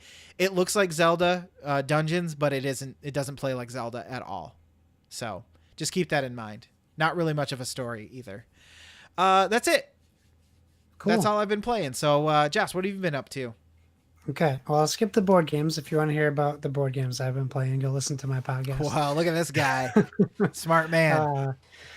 So I've been for a guy who does not enjoy battle royale games, I've been playing 2 battle royale games. Apex Legends, still playing that, having a great time with it. It really doesn't feel like a battle royale game to me. Honestly, like playing it, I don't die right away, which is good. I feel like I'm in control of like what I'm doing. And I don't like if I play Blackout, I like die within 60 seconds. Oh, Lord. And I don't know where I'm getting shot from. I don't feel like I have the tools necessary to survive it fast enough. That's how I feel about Fortnite. Yeah, and I get very frustrated. On the opposite end, if I play like PUBG, I'm playing for like an hour and a half and see nobody ever. Yeah. And then you die, and then I'm like, well, I'm not going to do that again because that took forever. Yep. So like Apex Legends, like 30 to 40 minutes isn't uncommon for a match that I'm in, and I generally do well. I don't, like I said before, like I forget sometimes I'm playing a battle royale like that. Like the barrier sneaks up on me sometimes. I'm like, yeah, oh yeah, that's right. I have to get out of here. I could see that because it does really feel like Overwatch mixed with Fortnite or something. It really does have that Overwatch feeling. And if you listen to Board with Video Games that comes out on Thursday, Kyle has some really strong feelings he says about Apex Legends for his viewpoint, which I found very interesting. The other battle royale game I started playing was Tetris 99. It's crazy. How well do you do? So I just started last night for the first time. So my first game I was like 92nd, and then my second game I was like 85th, and I was like, what's happening here? But then my next 2 games I was 10th, both games.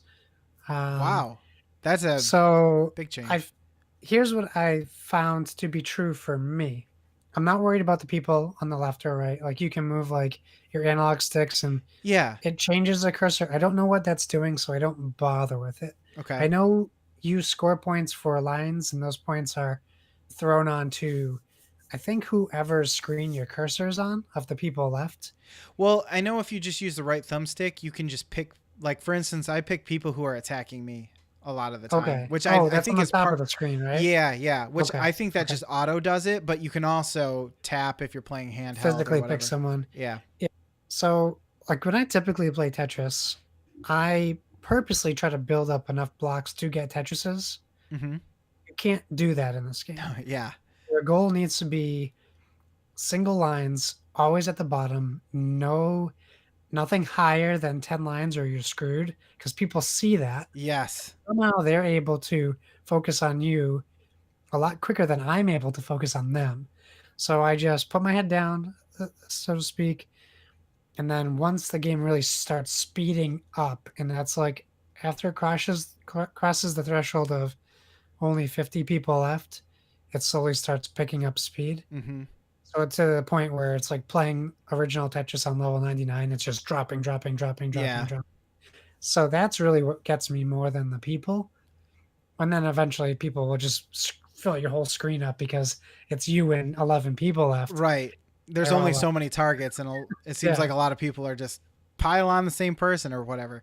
yeah. Um, I think Kevin said when he was on that it felt like, or maybe when we did PSVG Prime, that he felt like the last being part of the last people was just managing how quickly you can get, because you're not even really in control. You're just hoping that you can make everything quickly line Yeah. up before Yeah. somebody else gets, because they do stack really fast.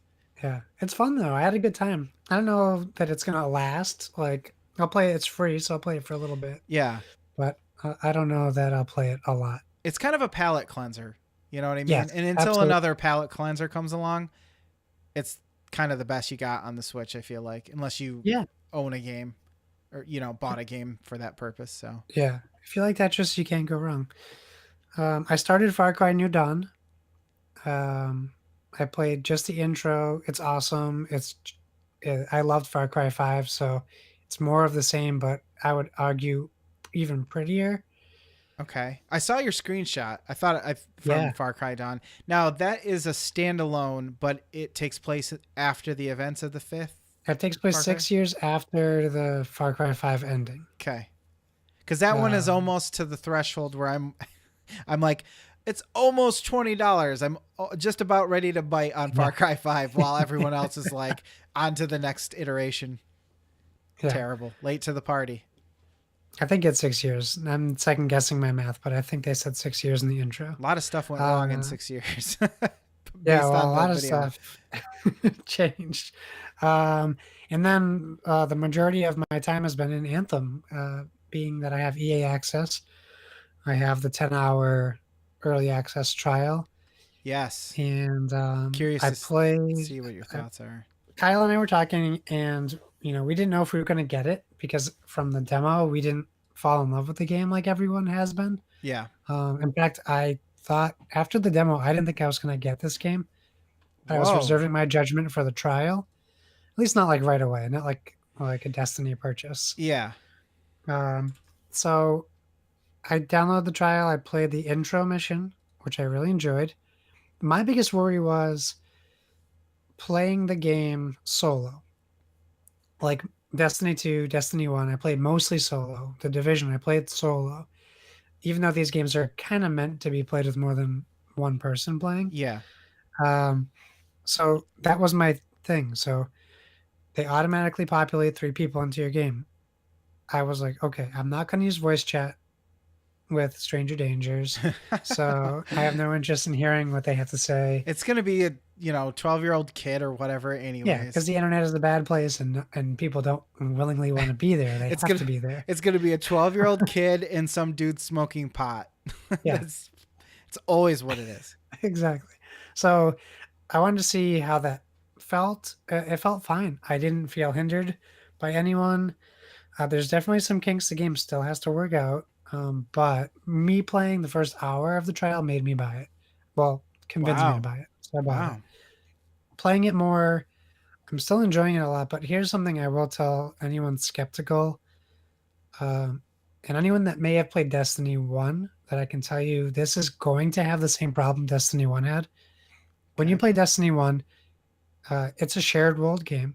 So when you do certain missions in Destiny 1, you can't be by yourself originally. I think they changed it. Mm, Like strikes. Um, so the problem with that is 6 months later, when you want to do those missions, the game is struggling to find people to matchmake with you. yeah. So today I did a mission. Every mission, they matchmake you with 3 other people. Every story mission, every Ooh. side quest that you do, it has to match you with 3 other people who are trying to do that same side mission at Mm-hmm. the same time. That could be rough So 5 years from imagine now. that could be rough a week from now. That's true. If new players aren't constantly joining in them, you aren't going to have any incentive to go back and do a escort mission from the second hour of the game. Yeah, that's true. And that's could be a problem, especially for late adopters of the game. Do you think they'll just implement an AI? No, they're not going to do that. So what happens then? You just never. You It need just friends. dies. You need friends. I don't want to make friends. Because even in they are not implementing AI because they're also limiting each world instance to 4 characters. Like in Destiny, at least when you play in a world like on the moon, there's 24 other humans on the moon doing things. Yeah. In Anthem, there'll always only be 4 players on your instance of the game. Oh. So I'm worried about it. It's more about joining the instance than it is about joining the mission.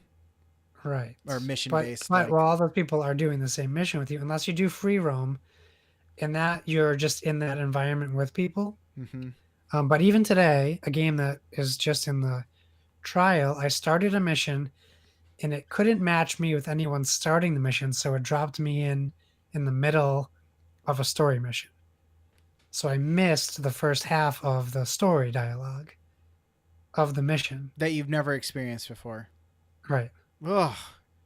You know, for being made by BioWare, you'd think they would really not like that. Yeah. It's funny because like I slipped in the Discord and I called them Bungie to dev, and he's like, Bungie, what are you talking about? And I'm like, it's because it feels so much like Destiny. Okay, no joke. I wasn't joking when somebody posted a picture about power level or something, and I was like, Yeah. I thought this was Destiny because, or you know, I didn't think anybody played Destiny anymore because it looks very, very similar. Same like color, like the banner color on the power level and everything. Yeah. It just looks very similar. Yeah, it has a lot in common. But that being said, I'm still having a lot of fun with the game. Okay. And free roam is where it's going to be at. The end game is where it's going to be at. And I think that's the problem we're going to start seeing with games like this. Mm-hmm. It's not going to be FOMO anymore. You need to be an early adopter to experience the game the way it's meant to be experienced. Yeah, you want to be the And first that one sucks. to get to the end stuff, basically. Yeah, that sucks. Because you can't take your time. I can't be like, Lucas, we're going to play Once a Anthem month. like we're playing Diablo now. Yeah, yeah. Like, it's, we're not, unless they have a system that's worked out where the 2 of us don't need 2 other people and they scale the bosses down. But there's nothing in place for that right now. I was going to say they would have to eventually, I would think. Right. Otherwise it would be, and there's even like parts of missions where each person has to touch a different part of a thing, so you need 4 people for it. Ooh, anyways. Sounds like a mission for me.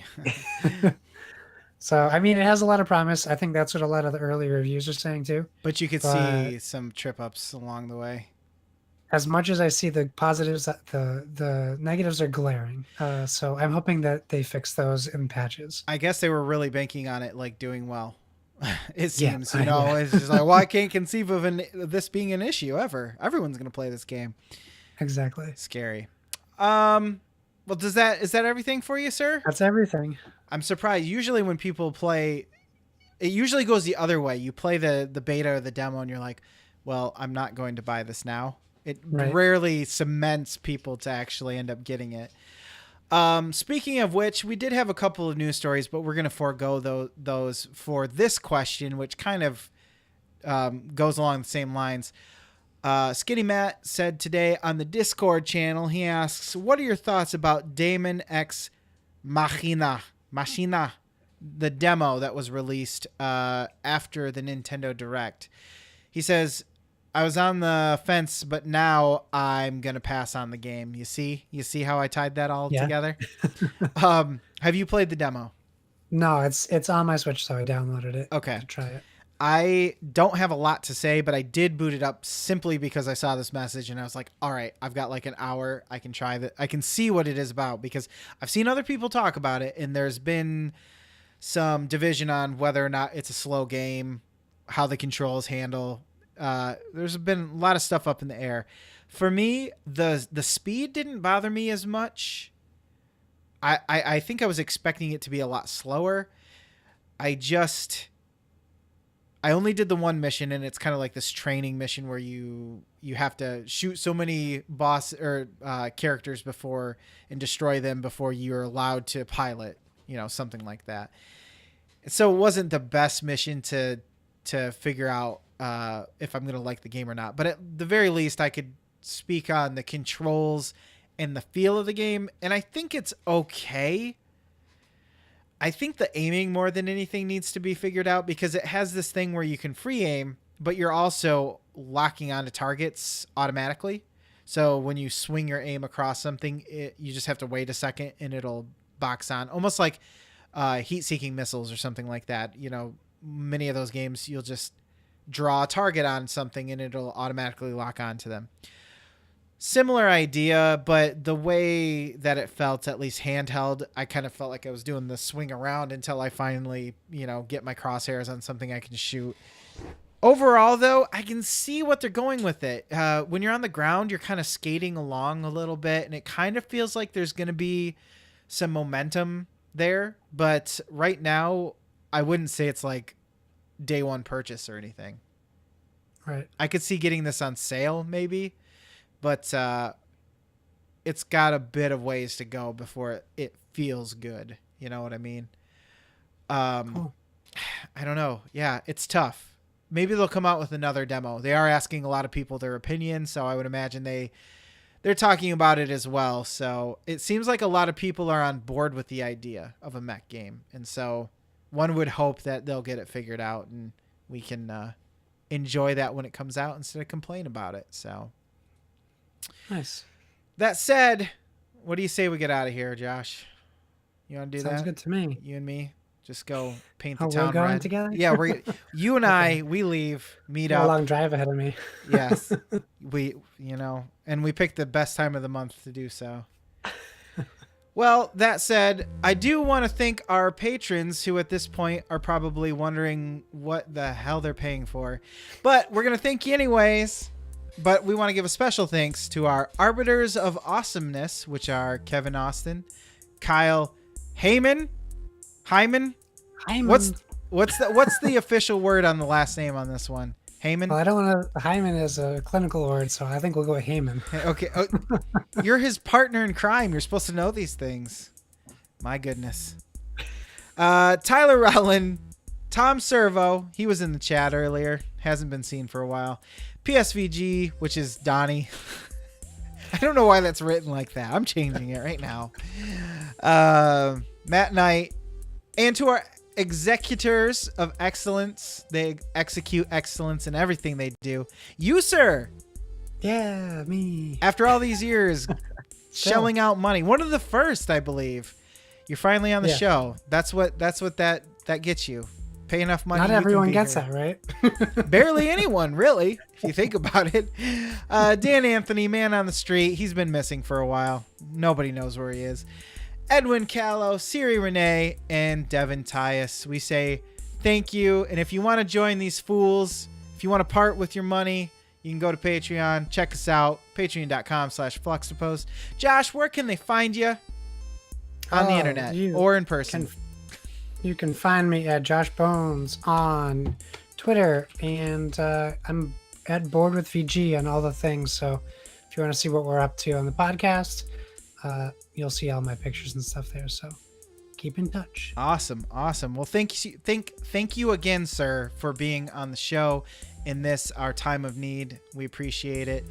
And we'll have to have you back again on sometime and maybe talk a little bit more about that first love of yours, board games. What do you think? That'd be awesome. Thanks for having me. You know how much of a fan I am of you guys, so this was great. You got the shirt. What more do you need? A hat. Oh my God, you're right. Why Right, didn't I think right. of that? We're going to come out with everything. Fluxtaposed gloves, underwear, socks, shoes. Dare I say shoes? I know. We got to get to the drawing board. All right. Good night, everybody. Thanks again. We'll see you next week for another episode of Fluxtaposed.